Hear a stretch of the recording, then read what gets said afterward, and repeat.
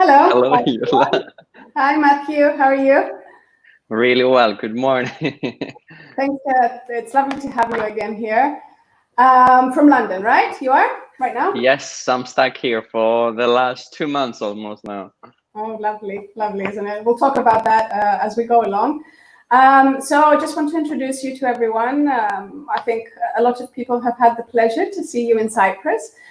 We had you at the University of Nicosia 2 times before, and so this is the third meeting we have. So thanks very much for that. Matthew Zorpas he's a lecturer himself. He teaches a lot on marketing and entrepreneurship a lot in the fashion industry, especially. He's the founder of the Gentleman Blogger, and he's also an entrepreneur himself and a very successful one. So I would really like to hear what he has to say about how entrepreneurs and large organizations are dealing with the pandemic, after the pandemic, and now during the pandemic. Depends in which country you are. It depends. Yeah, it depends in which country you are and how the country is actually dealing with the situation. The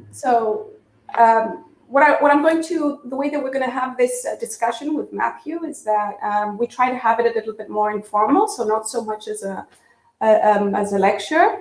I think a lot of you out there are professionals, so you really want to see. That's my file alarm of the meeting. It's okay. It's Monday. All right, that's not any fire going on in the background. No, it's every Monday, so I forgot about that. Okay, that's fine. I mean, everyone is in our houses right now, so I guess we're accustomed to having uncomfortable situations. So the way that we're going to have it today, because there's a lot of professionals out there and they really would like to know, so tell me if I'm doing it right or what I need to be doing to make it better. I was just looking at, because I was researching a lot social media, especially in marketing now these days. And when I was looking at, just to see a little bit about preparing for this talk, to see what's going on out, in the real world, it seems that a lot of consumers, they feel that this situation, because it's a global situation now, it's not only going to affect their country, but it's going to affect, the economy a lot, and they see it as something very long term. They're going to see not only their own country being affected, but other countries being affected. They're saying that they're trusting a lot of, and this was interesting, they're trusting a lot of brands that are coming up open and saying, we've got this, and this is what we're doing, and this is how we're trying to solve this, to help everyone get through the pandemic. So there's a lot of trust going on there, and we'll talk about relationships with brands. I think I'm going to talk about that. The other thing which I thought, I just put some figures. 3 out of 4 are keeping fit during the outbreak. So everyone is keeping really fit. So that would be a really nice place to have an advert, during workouts. And almost 1 in 2 are doing more online shopping, obviously. But again, here, I'll just tap in when you're going to be talking. I'm sure there's a lot of online shopping going on in countries that do a lot of online shopping anyway. But Cyprus, for example, where we never did online shopping, what can we tell companies to do? Go out there and do it now. So we'll talk a little bit about this issue. And another thing which came up, which was really important, was that people don't really trust social media for their news. They seem to be trusting news channels and credible sources like government. So then if social media is not being a trusted channel, then what happens to advertising on social media? So is it a good place to put it now, and what kind of advertising do we do? So these are some things which came out. Do you agree with that so far? Thank you. I will start from thanking you for having me once again, and University of Nicosia of hosting us together in a different situation, in a different backgrounds, both of us. So I will touch a bit. You touched about the health figures and everybody's keeping fit. I will add probably the baking part. So I think everybody has actually baked something. I have a lot of burns in every single hand of mine. I was trying to do mine. So I'm hoping things will reopen very soon. But few of the things, definitely we're going to live ahead in a very different way. I think you know me really well, and we kind of like touch base and looked into this digital environment 3 years ago. I would probably say I'm been in touch with digital marketing for the last 10 years. So it's going to be 10 years in my position, and probably yours as well, from the academic aspect, that I'm saying that this is the future of the business structure. So everybody should be online. Everybody should have a structure for their online businesses. And we've been saying that for the last 10 years. So if companies, and I understand Cyprus as well as the market, is slow to adapt, and it has always been very, very slow to adapt. However, that period of 10 years, it has get a lot of companies, to my surprise, unprepared.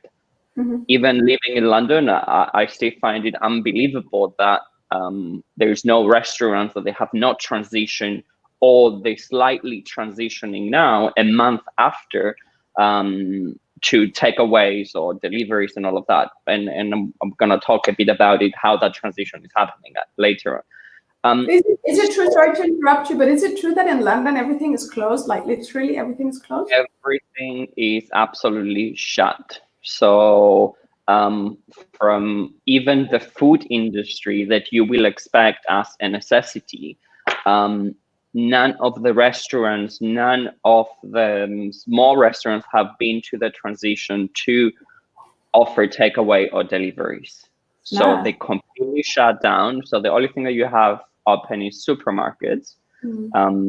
So you have the big chains, and even those supermarkets have also suffer in terms of their online business, either with their systems collapsing, either with the demand to be so high that you had such a delay on your orders that you actually prefer to walk out of your place and go shop into the physical environment instead of doing it online.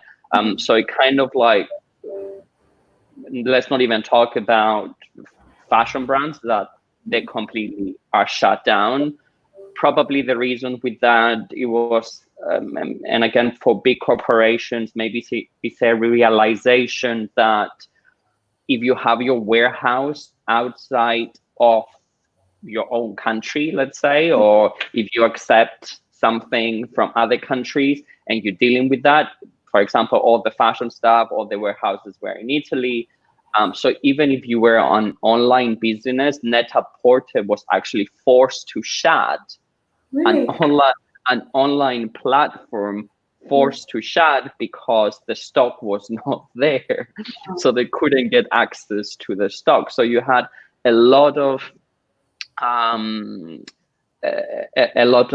of like troubled relationships, that kind of like of fragile relationships and flaws within the system that needed to be in place.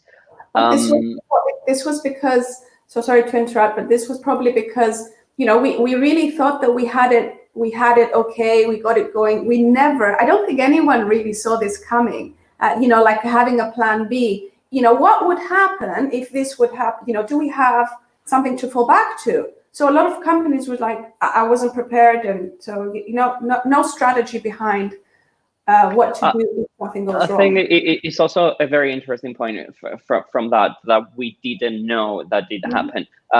I think a lot of our political leaders knew the potential of the threat of this pandemic happening, from Obama and healthcare, from Bill Gates addressing it in 2005, from China being prepared for it as it happens constantly every probably 5 or 10 years. They have one that's why Asia seems to be much more well prepared compared to the rest of us, Europe or the US. So I think we should all have it into our crisis management plan. So if you're dealing with marketing, one of your areas with your students or with any brand will be, okay, what's your crisis management plan? Maybe now it has reinforced that idea, okay, this can actually happen again, either in a different form. Now there's so many news around it now, or if the borders open up again, that they should have what's happening if you have a second wave. So do we return back to it? So there is that possibility that we all forget in a very quick amount of time. However, can we be prepared? Can we add that and have a plan and a strategic plan, as talking about marketing? But Matthew, and because before we get into talking about how what we think should happen with companies and how we would suggest them to move out of this is, what a lot of people were saying, and I also agree that this happened in China, right? First of all, so it went into China, and then we were actually seeing it happening. We were given notice. This is going to come. Are we prepared? And I really felt that a lot of countries, I mean, even the UK, a lot of, especially the UK, what am I saying? They were like in denial, it's not going to happen. There's nothing out there. There's nothing wrong. And I was amazed, because if your government is not taking this as seriously as it should be, then you're giving the wrong cues to companies that at the end of the day, you're going to have to shut them down. Do you see what I mean? So, it's I don't know, it's interesting. I think we all dealing with other political issues, I guess. We had Brexit also here in the UK.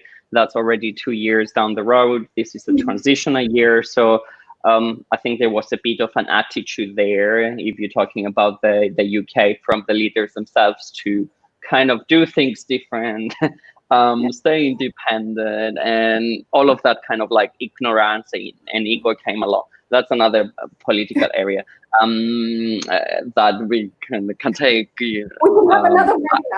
another session for it. I think I will also question myself in a day-to-day time. I think I remember in January teaching in one of the universities here in London, and all of my Chinese students were coming in with masks. That's January, I think it was first week of January. And my Western perspective was, oh my God, are you feeling okay? Are you sick? And that's my Western perspective on seeing somebody with a mask. And every single Chinese student was with masks from beginning of January. However, for us, and we knew the information started coming in, that this thing happening, but my brain has not connected, okay, these people are actually protecting themselves and myself from any the potential of it, even the idea of having something.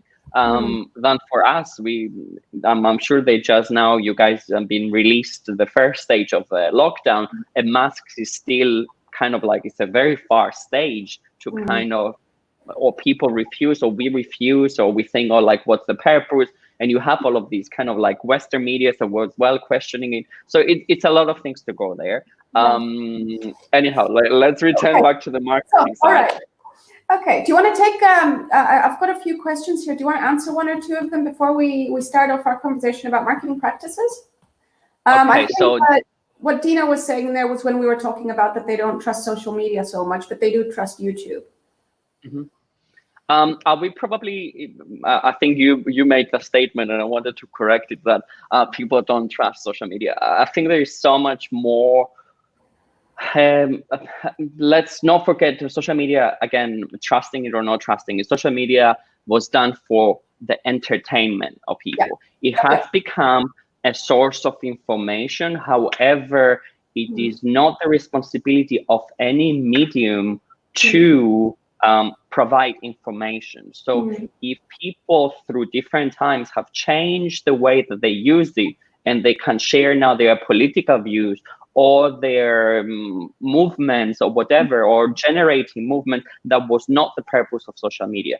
So if you have platforms that we kind of give responsible, oh my God, you're sharing fake news, and Facebook needs to ban it and needs to filter it.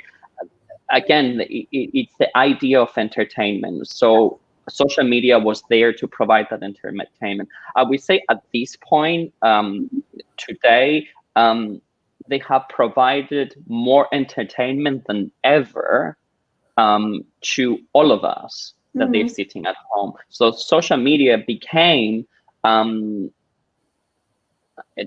kind of like for you an exercise to kind of like keep your brain healthy, either with exercising, following your PT online, or either following YouTube baking techniques and recipes, either shopping online from the social media platform, either finding inspiration, either travel your mind with travel influencers. There's so many things that social media have offer. So the idea of trust, well, I should be trusting my political leaders, of course, and their leadership. But when there is no leadership at this point, we question if you trust the system or not. I think this was about trusting the source about what is going on with COVID. So, do I trust social media about telling me what to do with COVID, or should I go to the government to tell me what to do? So I think that was when it was talking about trust, because I do know, of course, we go into YouTube to get a lot of information. We rely on a lot of information that comes from social media, but sources, coming from government sources or let's say the news channels, which try to be a little bit more. I would guess it's coming down to your spokesperson. You will see a lot of prime ministers from, I think it was the Canada's prime minister, that use social media to make the announcement because people were there. Or the idea of all of these, I think Boris used it yesterday as well. Other countries have used it before with the graphs and the emojis of kind of displaying your announcement. It is the social media kind of way of displaying the information. So they're using social media as the channel.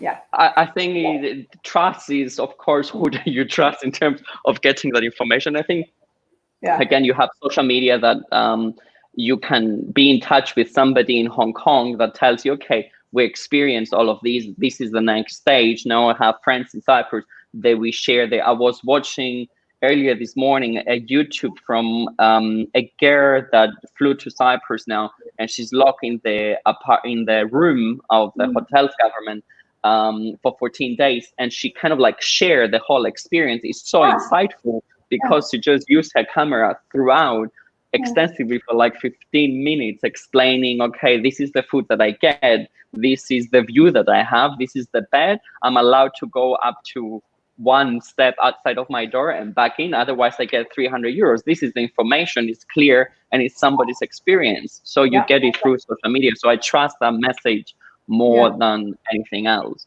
Good. Okay, fair enough. So do you want us to start then to talk about, since we've already tapped on a little bit about how things, what advice we would give to companies about how to deal with it. Exactly. And I think one or two of the questions, they'll be answered through the presentation, or I just. Okay. So I think we divided it in three kind of areas. One, corporations, smaller businesses and entrepreneurs. So if we kind of like touch the big companies to start with, and I give you a few thoughts, and please fill in as well.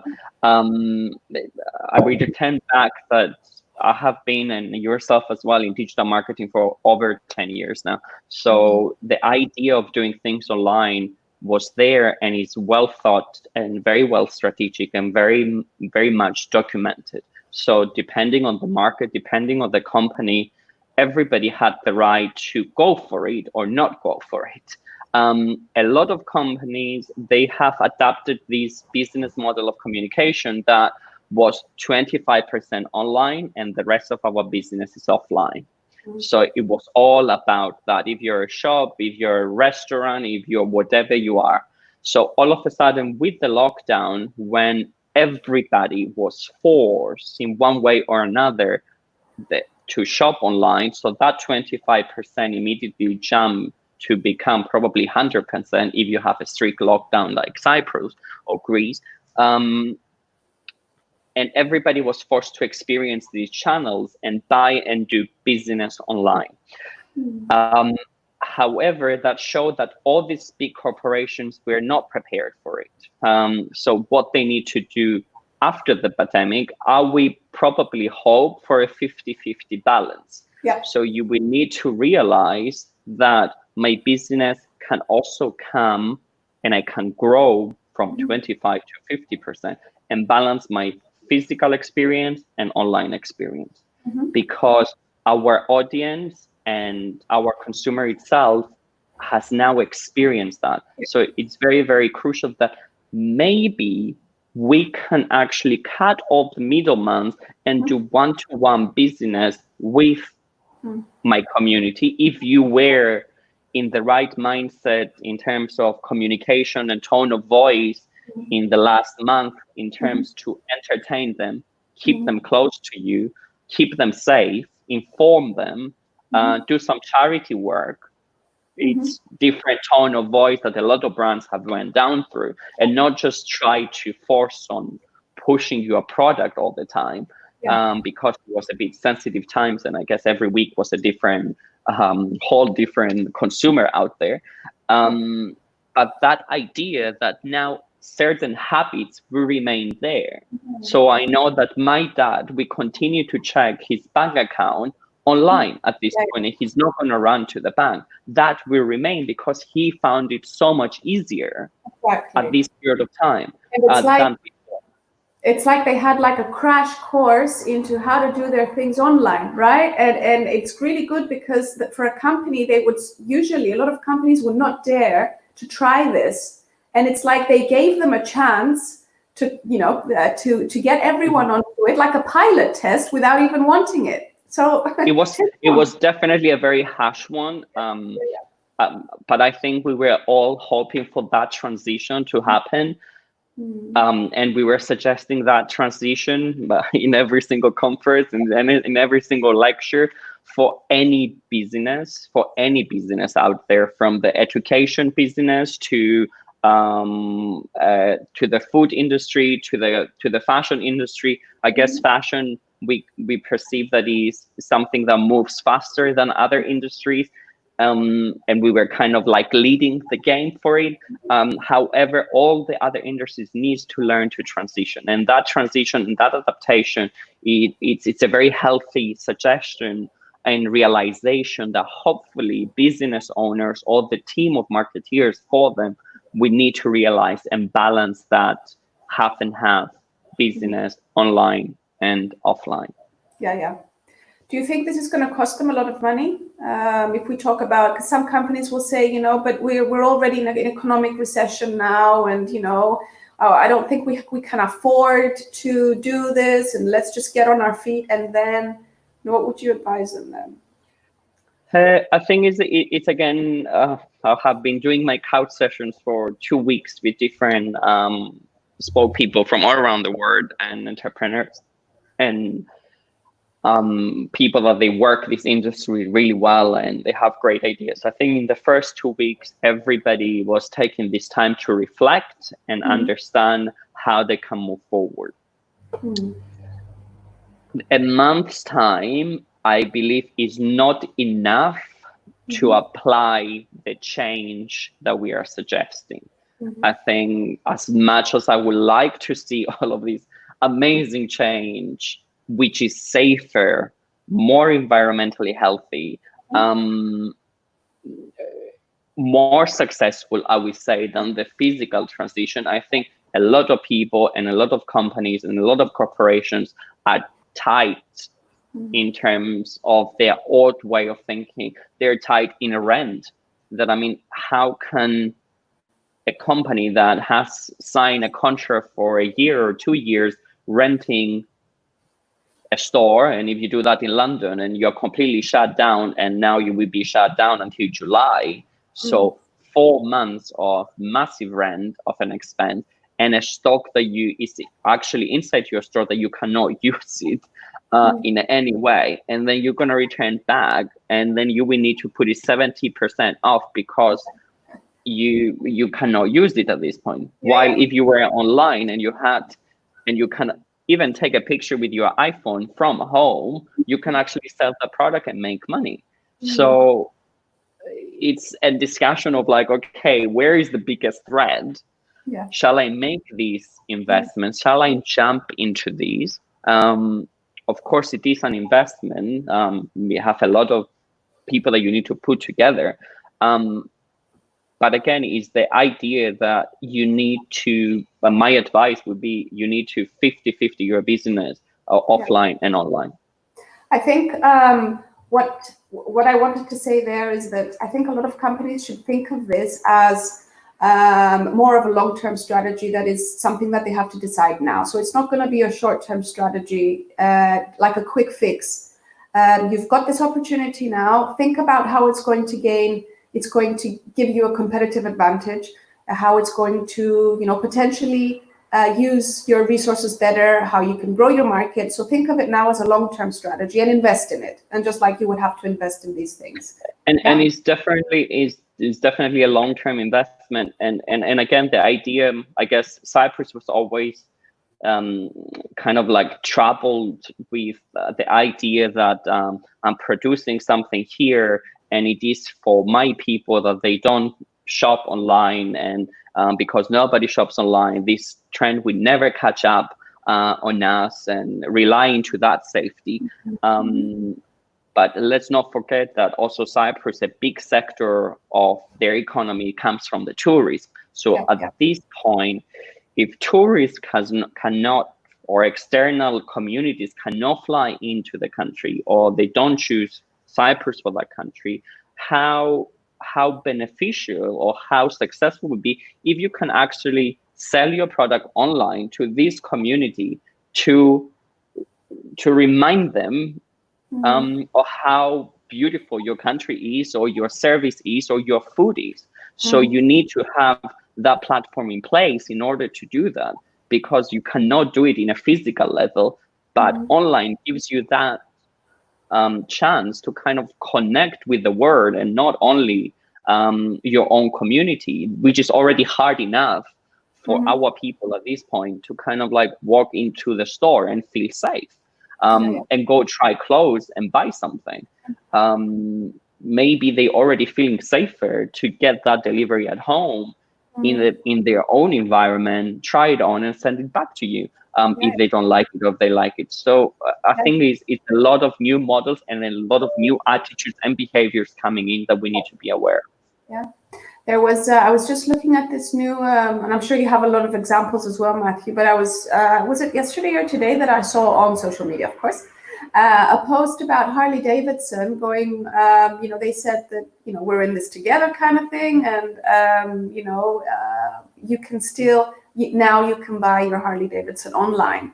Where up until now, it's all about the experience to go there and, get on the motorbike and feel it, and it's the experience. And then now they're realizing that I have to get in there. There's no other way for me to do this. And I'm sure you've got a lot of examples as well. One of our viewers is saying, Helena, hello Helena, the faster we change, the faster we will evolve. So I definitely think, correct me if I'm wrong, but I really think that you need to be fast. So just like there was this fast transition, you need to keep the pace and be fast, because everyone else is going to catch up. So. And I think dealing with that fast, and we immediately jump, I don't know if we talk a lot about the corporations already, I gave you a few ideas, to the small businesses. Small businesses have a massive chance to be very, very successful because they can adapt much easier. So the advantage that somebody has that produces something from their own studio, anything that is, if they able to produce that product that they're having and sell it online, and it is within their household, you have a massive chance within the market, because you can immediately adapt, give them your message out, share your message with zero cost in your social media.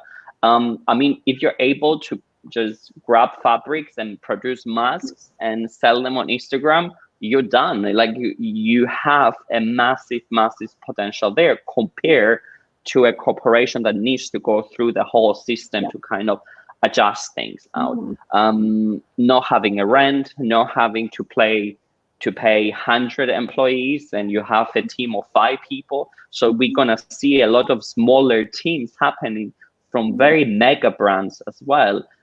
Again, that's where the economies we show, how troubled the system would be. We have a lot of unemployment already in many of the countries, and increase on unemployment, but it's things that jumping back to small business, but also entrepreneurs, to bring all of this innovation and adaptation on board. So you need to definitely be able to adapt.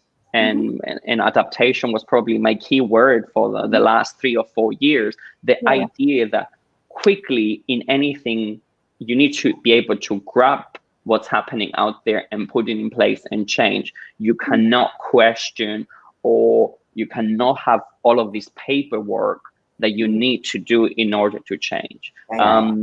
So if you're in that position, I think it's crucial to adapt and be fast on it. Yes. And it's good that Cyprus has 99%. So small businesses. So this is good for us. It means we're better off. If they were listening before again, to have an online platform and I think in Cyprus, our previous discussions was also about, but I think in Cyprus we stay again behind how the malls will damage small businesses, and we had that discussion. And it kind of like now it's kind of maybe my words are making sense a few years after. But again, the idea of selling something online and doing great and sustainable. Again, I think another point that I would love to kind of like talk after all of these reflections and corporations and small businesses, we need to realize our environmental impact from all of these. A pandemic can come again. Besides all of the conspiracy theories that they go around, let's focus that it has happened from exposing ourselves to something that we are not familiar with, and that's where the virus kind of like is sourced. Therefore, we need to be a bit more protective to our environment. We need to realize that anything that we consume, or I would be surprised if a government at this point, or smaller government like Cyprus, the suggestion of recycling, that they cannot come and put in place. The attention that if any company wants a bailout, you need to go with a green package and sell this green package to them first before bailing them out. And airlines are kind of, everybody's asking for a bailout. What if that negotiation includes a green deal and your responsibilities for the environment before you get all of these taxpayers' money to kind of bail out? So I think it raises a lot of examples and questions. I think we have another question. We have a lot of questions coming in. Let me just, and I'll get to the questions and help you, but there was something about what you just said that, and there was this research that I was reading the other day, and it says that brands will be remembered for putting public benefit ahead of profits. So, and again, this is tapping into what you said.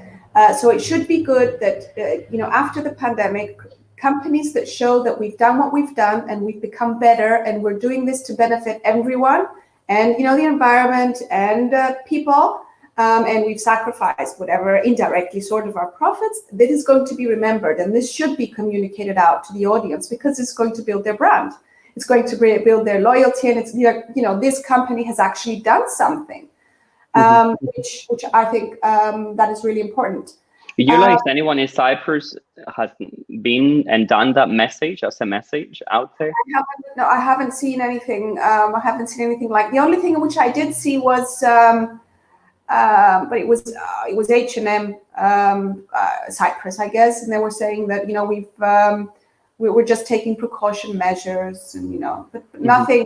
No, nothing has come out from in Cyprus about that. I think it's a very interesting move. I think we were overexposed to it here, at least in London, and from all of these mega brands that I'm working, I think they all went down to the charity route, and it was a very strong message. Or they transitioned their factories into masks supplies for the NHS or for other. It's a beautiful initiative, a very, very strong message.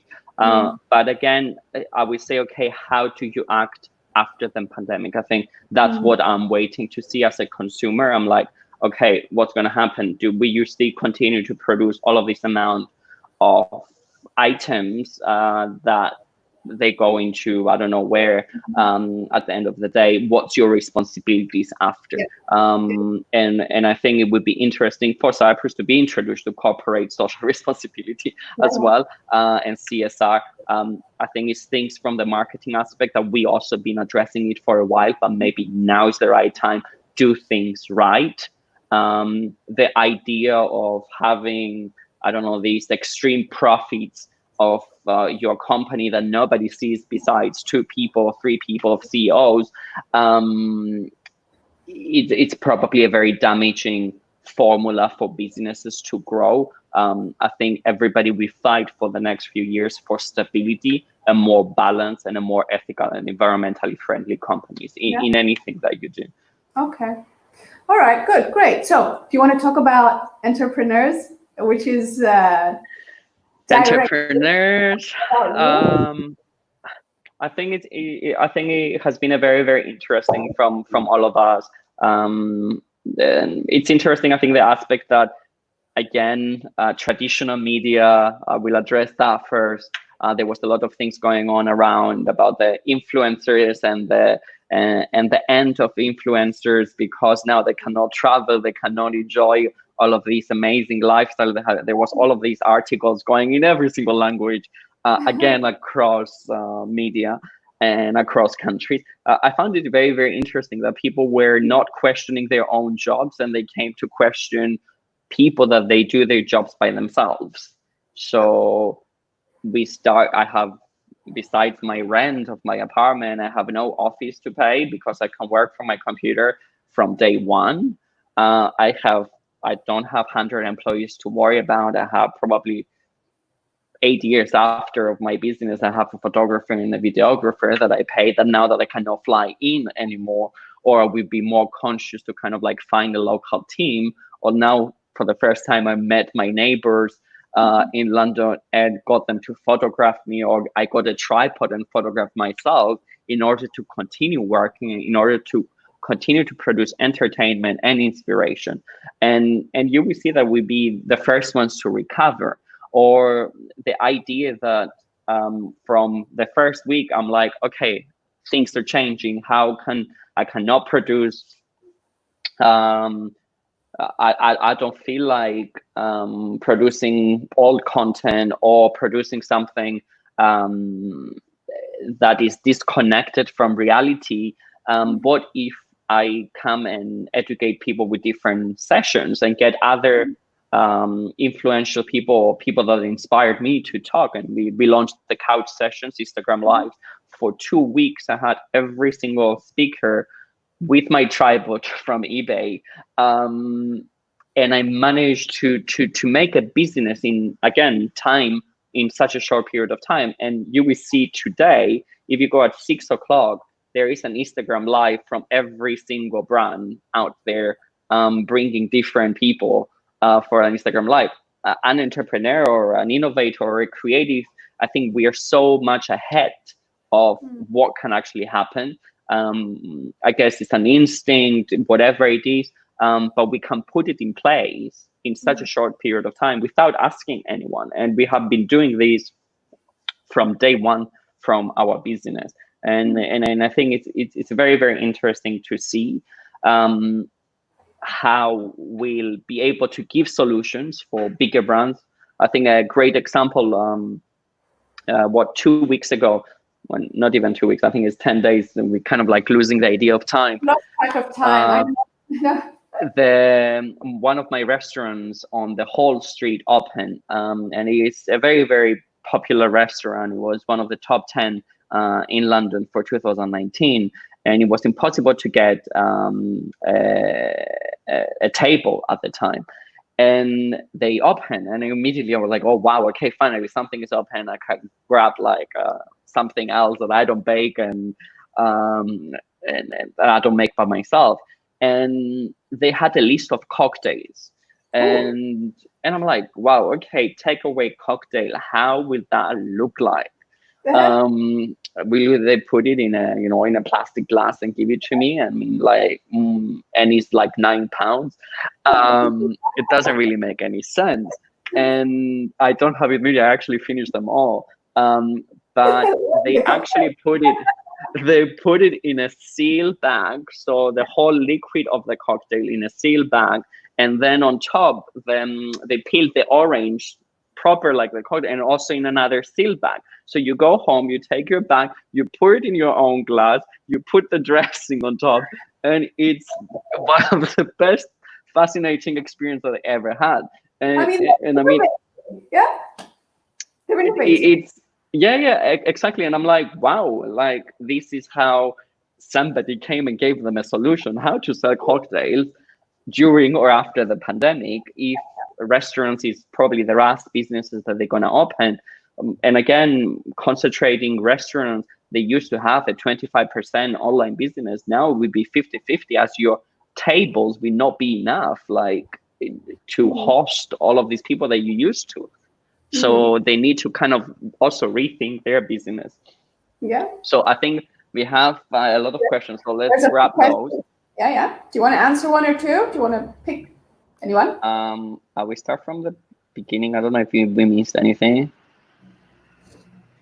You've answered a few.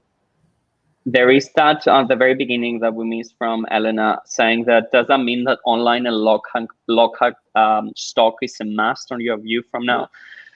I think the idea of localization is it's very, very important. So the idea that you can produce something within your space or within your country, it's very, very important. But also for a company to grow is about exporting and offering that product to the bigger market than just the smaller market. Depending again of your business model, but companies that they will survive, I believe, is the ones that they don't depend on any external forces, either from production, and especially it will last for a bit. I think we saw, so if you can produce your end product in your country and you're able to export that in a very easy way, that would be for me kind of like the successful companies to come. This is a bit difficult though in Cyprus, where everything is imported. We don't produce much, at least big organizations, so they're going to struggle, I think, a lot. I think it's the same. It's the same thing with the UK. The idea that they couldn't produce masks. So and the lack of those, and we kind of like a lot of, even Europe was also, and again, I think it was from the very first weeks that different countries were announcing that they have a lack of specific products. I think France at the beginning, they couldn't find batteries that is considered also essential for all of your lights or whatever you have, because all of the batteries of the world, they're coming from China. So it kind of show very interesting tensions there. Of course, we're living in a global world and connections will always be there in place. So I think we need to do it a bit slightly more consciously of what if we need to have a company that produces medical equipment in Europe, within Europe, if you're talking about this community. So this has become a demand at this point, because we cannot, if another pandemic happens, we cannot depend on another country to ship them that is experiencing the same. Therefore, they're going to use it for themselves first, and then so it has a lot of complications, but I think the idea that you can do it in the right way.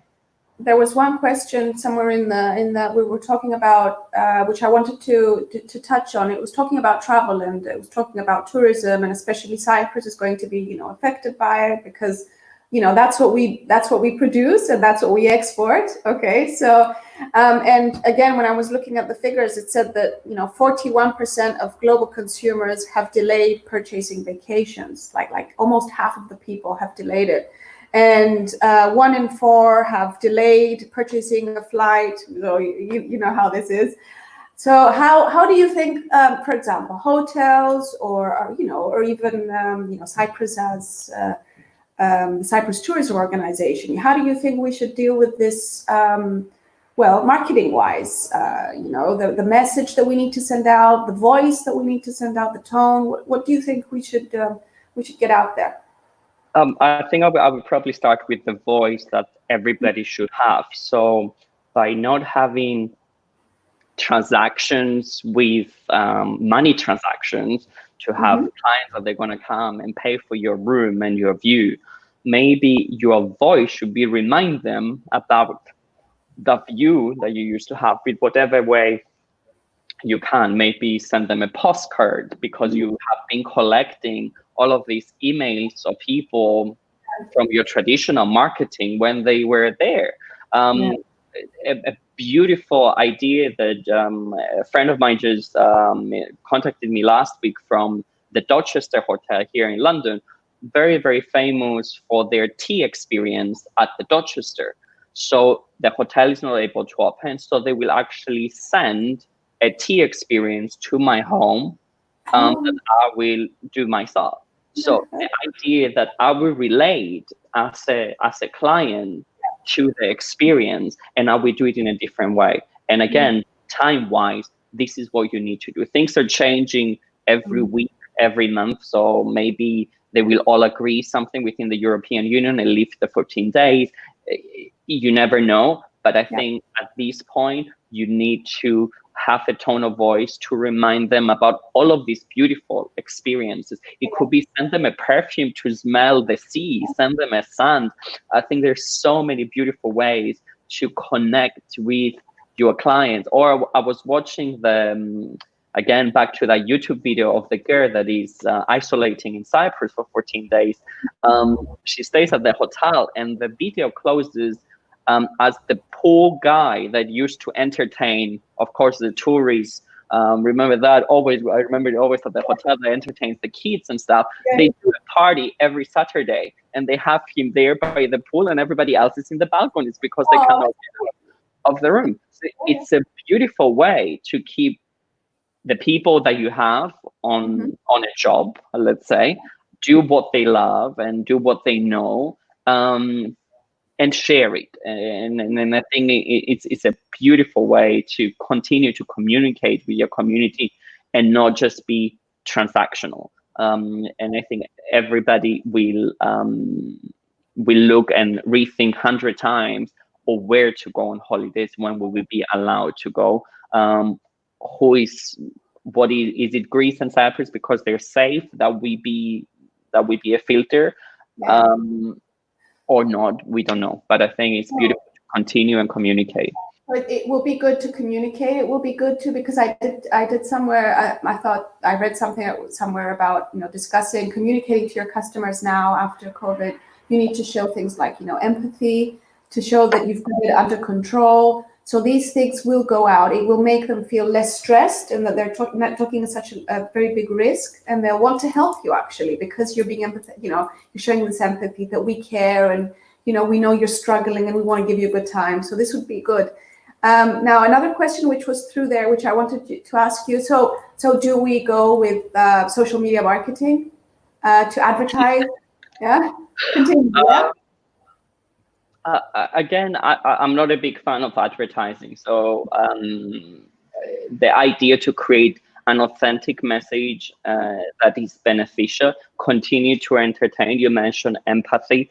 I would probably mention entertainment, make people smile, keep them a good company with whatever, like get your chef from the hotel kitchen to share their recipes that they're going and create this community. So social media is there to entertain. Indirectly advertise. And indirectly advertise, but it's becoming, again, the idea that something needs to have high quality, whatever the product is, it needs to relate to somebody. I think all of the consumers will move away from we're not going to have the money or the salaries. I guess a lot of salaries and international salaries are constantly hearing one is cut by 30, 40, 50%. So people, we're not going to have the same amount of pocket money to go and buy things as they used to. So you will be, again, first if I walk into a store, if I go on holidays, am I safe to go there? Yeah. So if you are somewhere in between, then your business is out. Have they done anything for me during this period of time? Have I seen them before? Are they relate to anything that I'm standing for? Because I have changed and I had all of this time to reflect on what I buy and what experience I like the most. Or, people we want to go on holidays to probably revisit their best places that they felt safe and entertained. So are you one of those? Did you offer me a highlight? And can I use the highlight to, again, continue and bring you back and maintain my business going? Yeah. And I think it's, I absolutely agree with you, Matthew. And I really think what you said about, we need to show them, yes, of course, use social media as a channel, but you need to show, and because it can do this as a channel, you need to show, the experience that you promised that you need to give them, give them feelings, give them emotions, give them something that they will really feel a connection with you. And then this is, an indirect advertisement. Don't go out there shopping for customers. Go out there and, be with a part of them.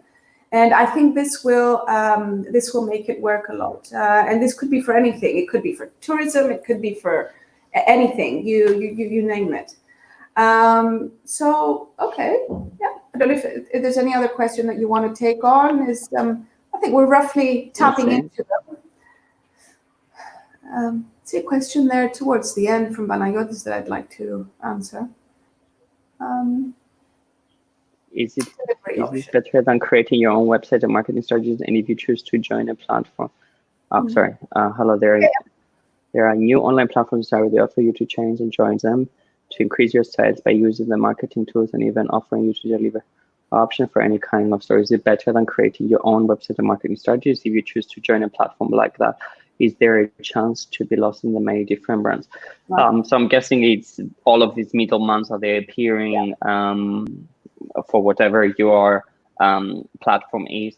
I think Panagiotis is depending on what community you have in place already. So if you have a very strong community already and you manage through time to maintain that, either by having in Cyprus their telephone numbers or by having their emails, and you can connect with that database, I think go for it and stand by yourself. Big platforms, of course, every competition is a healthy competition. Big platforms will offer that diversity. So maybe if we move you and challenge you to offer something better than your competitor in order to kind of succeed within the platform. So I see benefits in both. So if you want the challenge to kind of like see, okay, this restaurant or this fashion brand is offering this compared to that, then you're challenged to do something as well, or figure out a different platform. So it keeps your brain alive. And at the same time, you are within a bigger community. If you want the safe option and you manage successfully to have your own community, stay with your own community. On this, Matthew, because I was just thinking about thanks. I know we've tired you. We're almost running out of time, so we'll wrap up soon. But one of the things that they were saying that about joining a platform or whether you need to have your own website and to deliver. What I was saying to them is, because they were saying, well, if I go onto the platform, I need to make a commission. I need to pay them a commission, and whereas if they come directly to me, I won't have to pay the middleman. And my answer was very clear. I said, if you don't go to the platform, they're not even going to know you exist, right? So you wouldn't have had those sales in the first place. People that went onto Amazon, people that went onto Alibaba, the olden people that decided to go there, they had to do it because they had to, have a bigger audience. So the moment you stop thinking that you are something special, you are just one of all of these. A platform will help you grow, and then once you grow, people will, come to you directly. But give this as a chance to start up and to grow, to get a head start, and then you can be on your own. But treating this like, I want to do it my way. Well, I hate to say there's so much competition out there. Unless you're really, really, really special, you're just one of everyone. So I would suggest to Banayo this if it makes sense. Go for it. I think it's that, and again, it's nothing new for us. This idea, big and small. Again, somebody probably 10 years ago thought of bringing all of these platform, all of these brands to one place, and they have created a brand and a community themselves that a lot of smaller brands benefit from. So I think it's a beautiful relationship, as the innovation from those brands was not there. What we have different, I would probably say now that what is going to come is consumers' attitudes and behaviors towards looking into the smaller brands, more specific products, more quality products. So that has probably changed. So you would probably go into the big platform, but you will be looking into the small companies instead of the very, very big ones, or except if the big ones have done something fascinating within this period of time, or they have changed, or they have become more sustainable and all of that. But I think it's a beautiful challenge that everybody has to adapt and have their business 50-50 in whatever way they can. Yeah, I agree. So I think that would be a good ending point. I know there's a lot of questions we didn't answer. So I'd like to I think we had a very good turnout, Matthew, and there was a lot of questions. We tried to answer a few of them. Thank you so much for your time. Thanks for having me. Thank you. It's always so great to have you, because I really do feel that we can communicate very well. Anything that has to do with marketing, which is what we're both very passionate about. And I think this comes out. So do you have any final advice that other than 50-50 online and offline? I think I will address that, the need to adapt. Mm-hmm. I think once again, and from our responsibility of running, for you educating, and for me running all of these businesses and consulting all the time, there will be never the right time to go online. So if you haven't seen it in the last 10 years, if you haven't benefited from being online and being present, please take the chance now, invest to this market, reach a 50-50 to your company. And one more, I think we started introducing it as well in our conferences, I think last year, and the year before. I remember me starting introducing that sustainability and corporate social responsibility for every brand. Very, very, very crucial. I think we're going to have more and more conscious consumers coming in. If it's not us, it will be the next generation that they have experienced this, and they would not like to go down the route that we have done. So if you want a brand to stay in the future, please consider your impact that you're doing into your environment, any transactions, how environmentally friendly they are, whatever there is. I think it's more and more consumers will looking into that quality, the right price, that we need to know your story, and that you're doing something right. So keep them entertained, share authentic messages, share your empathy. We are all in this together, whatever that kind of like. It's not the hashtag, okay? We really have to address that. I want to ask you for a personal favor before we go. Sure. I have my nephew. He's one of the people that are chatting with us. And I want to say hi to George Salakis. He's my nephew. And he asked us a question, and I think we do want to answer him. So I thought his worry, his concern, it might not be so much of a marketing fact, but he says, I feel the delivery people at various businesses don't feel safe enough to work. And so this might be a trouble for some companies to actually transition. I know it's not so much marketing related, but it is something which I'd like you to answer is, how do we make them feel safe as a company? Our employees, let's say it's internal marketing. How do we do that? For the employees, again, is the system will change, the structure is going to change. Of course, you need to always follow your leadership and whatever the people in power they have to say. Few suggestions that I have seen from friends from Asia, what's happening. Again, we are going to be challenged with the idea of I remember probably in the last few years, everybody gets 1 day at home, 4 days at the office. Maybe it's time that that system breaks, as we have proven that we can work from home and go to the office once a day, 4 days from home. And I think this is what's going to happen here in London or in any mega cities at this point. The idea of again, with people limitations that the government are putting in place, depending on where you are, in which phase you are, it's either no more than 2, no more than 5, no more than 10, now it's no more than 100.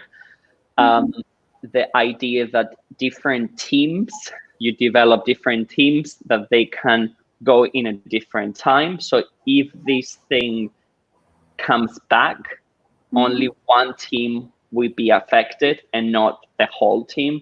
So companies won't froze, will be kind of like exchange. So it's a lot of new ideas coming in to kind of change that. And I think, I don't know, for me, I have always been working from home or with my computer, going to a coffee shop. The idea, if I feel comfortable, yes, I feel comfortable and I can do my work from home. So a lot of companies will go down that route, and it's a huge save for big companies to understand that, okay, we don't need to actually have, or we have this communal space that people can host their meetings and then continue from home. I think, and thank you for that, Matthew, and we're going to wrap up now, I promise. Otherwise, I'm going to have another 100 questions to ask you. But thanks for that. And this is just to say also that, you know, the people out there that have been working like crazy during this time, and of course they don't feel safe, you know, the nurses and the doctors, I mean, they're on the front line, but they have to go to work, and because it's what they have to do. They take, you know, a danger every single day. And just like people that are going to have to go back to work, you know, they are going to take, you know, dangers, but we have to restart somehow the economy. But what I think companies should do is to reassure them that they are there for them, that, you know, their staff, their employees, they care for them, they will take every measure they can to protect them, and they're in this together, right? So any support you want, any help you want, any protective measures you want, we will do it for you so that we can kickstart and just move on. So I think that's the advice that I would also give, because we need to take care of the people as well. That's what marketing is all about as well. Okay. Thank you. All right. So thank you very much, Matthew, and thank you to everyone. And take care, be safe, and we'll talk again soon. Okay. Thank you. Thank you. Bye, my dear. Bye, Matthew. Bye.